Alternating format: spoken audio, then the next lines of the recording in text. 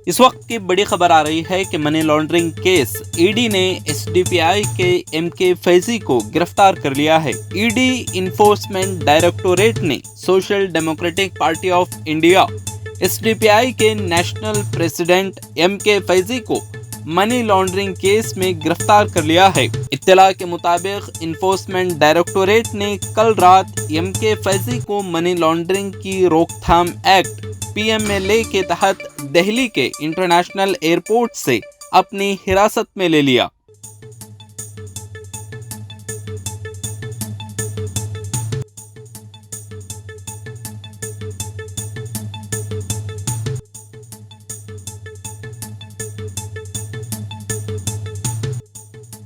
इस वक्त की बड़ी खबर आ रही है कि मनी लॉन्ड्रिंग केस ईडी ने एसडीपीआई के एमके फैजी को गिरफ्तार कर लिया है। ईडी इन्फोर्समेंट डायरेक्टोरेट ने social democratic party of India SDPI के नेशनल प्रेसिडेंट एमके फैजी को मनी लॉन्ड्रिंग केस में गिरफ्तार कर लिया है। इत्तला के मुताबिक इन्फोर्समेंट डायरेक्टोरेट ने कल रात एमके फैजी को मनी लॉन्ड्रिंग की रोकथाम एक्ट पीएमएलए के तहत दिल्ली के इंटरनेशनल एयरपोर्ट से अपनी हिरासत में ले लिया।